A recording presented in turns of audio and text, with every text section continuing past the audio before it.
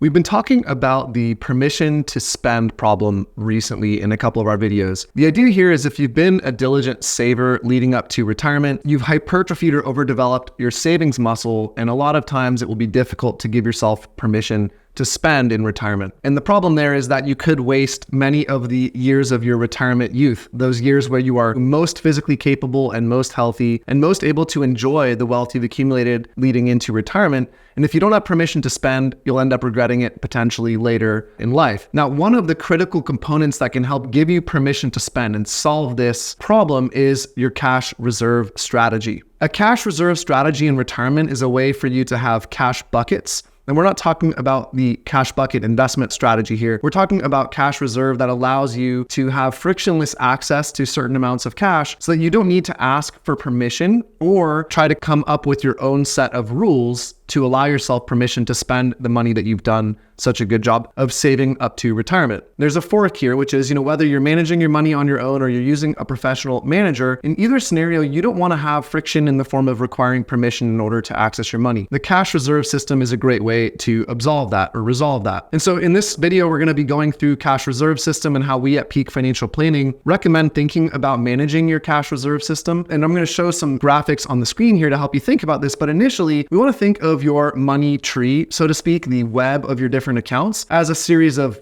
buckets, so to speak. We have your everyday spending bucket, which is at the top of the screen here. In the middle, we have your cash reserve bucket. And at the bottom, we have your retirement portfolio or your investment income bucket. And the question here is, how do we link and set up the interplay between these things so that you have a simple set of rules or system that will allow you to have frictionless decisions about how each bucket ends up being refilled so you have, quote unquote, access to your money. At the very basic level here on the screen, this is how your retirement portfolio actually functions. You have your retirement portfolio. Ideally, we would try to set up a system where you have some kind of monthly, quarterly, or annual income or salary that the portfolio kicks off so that you quote unquote get paid and can live off of that money. In most cases, that would be broken down into a monthly or quarterly amount, and it will feel like a salary. And what will happen is you'll spend on your checking account or your credit card, and then you'll refill that spending bucket from your income account, which is your retirement portfolio. But what happens if you have something happen and you need a larger than usual amount of spending in a certain month? Let's say you have a bathroom that floods, or you want to do a home remodel project, or you need to buy a new car. Where do you get that extra money from? And in the default course of action might be to take money directly out of the retirement portfolio, but there can be some challenges associated with that. For instance, let's say you have a negative sequence of return year or a negative sequence of return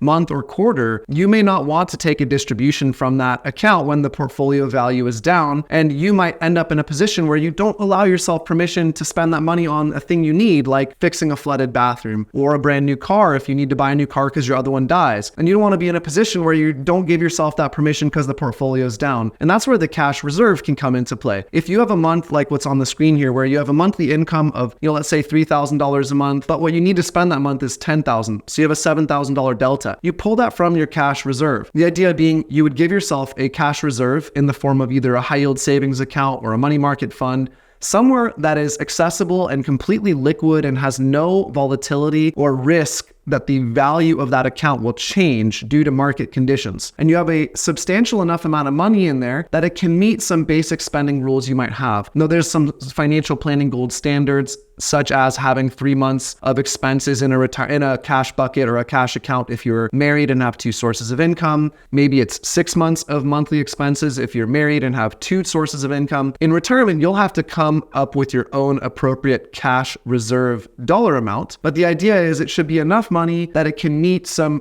realistic projected spending needs, like a new car if it dies, or a home remodel, or, a home maintenance project, maybe not a full home remodel, but appropriate levels of spending. Now, you'd be pulling that from your cash reserve. And so here on the screen is a diagram of what that might look like. So you have your retirement portfolio and you get monthly income that comes out and refills your checking account as you spend it. Now you have a month where you spend $7,000 more than the income you're getting from the retirement portfolio. So you pull that from the cash reserve. And at some point you will need to refill the cash reserve from the retirement portfolio. The benefit of doing it in this manner is that you can give the portfolio time so that you're not pruning gains or you're not selling positions in the retirement portfolio, and can allow the balance to recover if, let's say, you need access to cash during a down market year or a down market month or quarter, you can give that account time because you've got money in this cash reserve and can draw from that and then refill the cash reserve at an appropriate time. Let's say when there's gains to be harvested or tax loss opportunities to be used. So you refill the cash bucket periodically. Now, to tie it all together, here's the most important thing. When people don't have permission to spend, it's mostly because they don't feel like they understand their circumstances or they're not tracking appropriate things. Now, we really have to track the cash reserve system because what's effectively happening, and we'll put this on the screen in a second, is when you do a distribution from a cash reserve that then needs to be refilled from the retirement portfolio, you're actually increasing your effective distribution amount for that year, and you may not have planned for that. Let's give you the example on the screen here. Let's run through some actual numbers. Let's say you have a portfolio of $1 million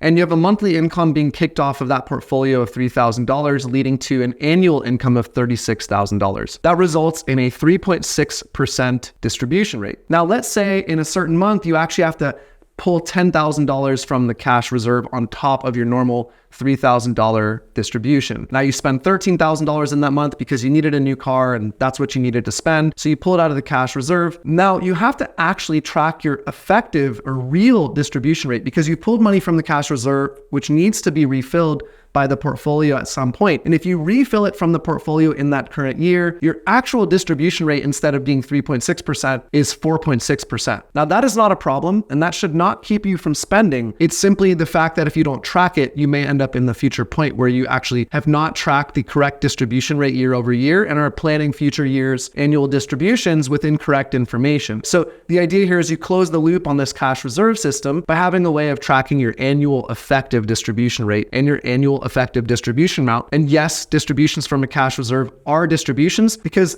you will eventually be refilling them from your portfolio. Whether you do that in the current month or at a future month is irrelevant. You will be refilling it from the portfolio. Hopefully this was helpful, but having a system like this with effective tracking, we have found can give people permission to spend, especially if you've been a diligent saver. So if you have any comments or questions, I'd love to hear what other types of cash reserve systems you may be using to help manage your cash system. You can also leave any comments or questions in the comment section underneath this video. We're continuing to give away a 6-part free video series of our retirement planning process. It's about 90 minutes of total video time, and it will give you access to Right Capital, our financial planning tool, as well, an invitation at the end of the video series. You can claim that video series using any of the forms on our website at www.thepeakfp.com. You can also schedule a free consultation with our fee-only fiduciary financial planning team using any of the forms on our website as well. We thank you for your time and attention. We hope you found this video helpful, and we'll see you in the next video.